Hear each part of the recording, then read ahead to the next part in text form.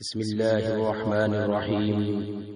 قال النبي صلى الله عليه وسلم: القرآن حجة لك أو عليك أو كما قال عليه الصلاة والسلام.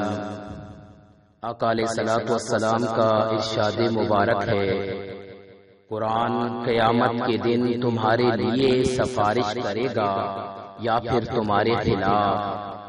قرآن ہی وہ کتاب ہے جو درس انقلاب ہے۔ قرآن وہ واحد کتاب ہے جو اس امت کی ہدایت اور رہنمائی کے لیے اللہ تعالیٰ نے اپنے آخری نبی حضرت محمد مصطفیٰ صلی اللہ علیہ وسلم پر نازل فرمائی، اور یہ قیامت تک آنے والے انسانوں کے لیے ہدایت اور رہنمائی ہے۔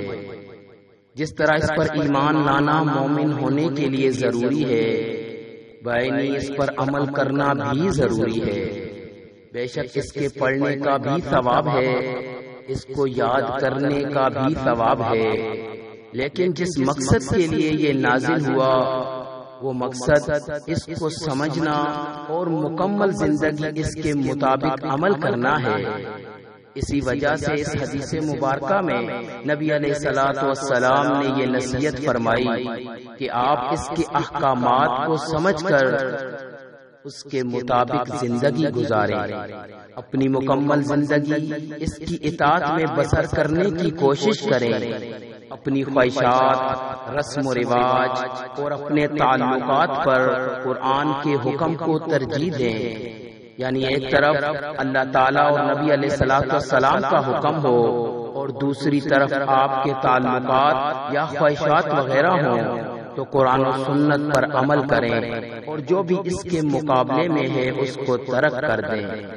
اپنی انفرادی اور اجتماعی زندگی قرآن و سنت کے مطابق گزارنے کی کوشش کریں، تو یہ قرآن قیامت کے دن تمہاری سفارش کرے گا اور تمہیں جنت میں لے جانے کا سبب بنے گا۔ لیکن اگر آپ قرآن کو تو مانیں گے مگر قرآن کی نہیں مانیں گے، اللہ تعالیٰ اور رسول علیہ الصلوۃ والسلام کے احکامات کے مقابلے میں اپنی مرضی کی زندگی گزاریں گے، تو آقا علیہ الصلوۃ والسلام نے پھر ایسے لوگوں کے لیے صاف فرما دیا کہ یہ قرآن تمہارے خلاف دلیل بنے گا، اور جس کے خلاف قرآن گواہی دے گا کہ میں ان میں موجود تھا، اے اللہ تیرے احکامات ان کے سامنے تھے اور میں نے تیرے احکامات ان کے سامنے پیش کر دیے اور اس نے میرے احکامات کو نہ مانا، تو نعوذ باللہ اس کے جہنم میں لے جانے کا سبب بنے گا۔ یعنی قرآن جس کے خلاف گواہی دے گا تو وہ نعوذ باللہ اس کے جہنم میں جانے کا سبب بن جائے گا۔ اس لیے قرآن اللہ رب العزت نے ہماری ہدایت اور رہنمائی کے لیے نازل فرمایا، تو ہمارے اوپر لازم ہے کہ ہم قرآن و سنت کے مطابق اپنی مکمل زندگی گزارنے کی کوشش کریں۔